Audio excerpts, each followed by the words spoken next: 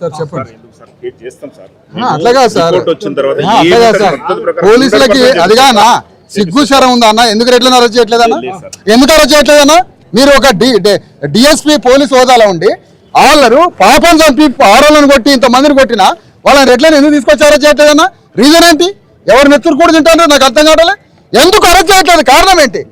వాళ్ళు బువ్వ జరగకుండా పొద్దు నుంచి 2 రోజుల నుంచి బువ్వ నీళ్ళు పనిచేసి ఇక్కడ కూర్చుంటే వీళ్ళకి దిక్కు లేదు, ఉల్టా వీళ్ళ మీద కేసు చేయడానికి పోయినరు.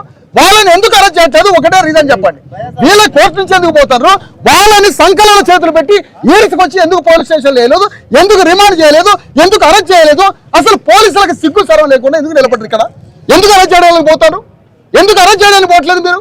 వాళ్ళని ఎందుకు అరెస్ట్ చేయలేకపోతున్నారు? మీ మీద ఒత్తిడి ఏంటి? అసలు కారణం ఏంటి? అసలు ఇంత బాహాటంగా, ఇంత దుర్మార్గమా?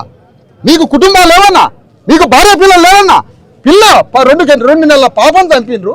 ఆ రెడ్లను అరెస్ట్ చేయకుంటే ఈ యూనిఫామ్ ఎందుకు బ్రదర్? మీది దేనికి యూనిఫామ్ అంటారు? మీది మీ డ్యూటీ దేనికి? మీ యూనిఫామ్ దేనికి? అసలు రీజన్ ఏంటి? ఎందుకు అరెస్ట్ చేయట్లేదు? రీజన్ చెప్పండి. ఒకటి కారణం ఏంటి? ఎందుకు అరెస్ట్ చేయట్లేదు? ఇది రాష్ట్రం అంతా అతిపెద్ద ఉద్యమం అయితే సార్ చివరికి పోలీసులు మొత్తం సస్పెన్స్ కావాల్సి వస్తుంది. మీరు మర్యాదగా పోయి మీ పోలీస్ అధికారులతో మాట్లాడుకుంటారో ఎవరితో మాట్లాడుకుంటారో వాళ్ళని ఇమీడియట్ గా 8 మందిలో వాళ్ళని ఈడ్చుకొచ్చి అరెస్ట్ చేసి రిమాండ్ చేసి తోచిపారండి. మర్డర్ కేసు అటెంప్ట్ పెట్టి సెక్షన్స్ పెట్టి వాళ్ళని తీసుకుపోయి ఏమని చెప్తున్నాను ఈ సందర్భంగా. లేదు సార్, లేదు సార్, అసమర్థుల్లాగా ఉన్నారు మీరు. లేదు సార్,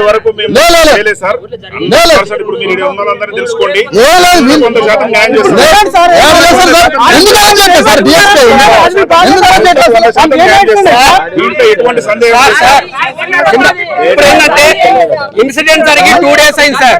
ఆ ఇన్సిడెంట్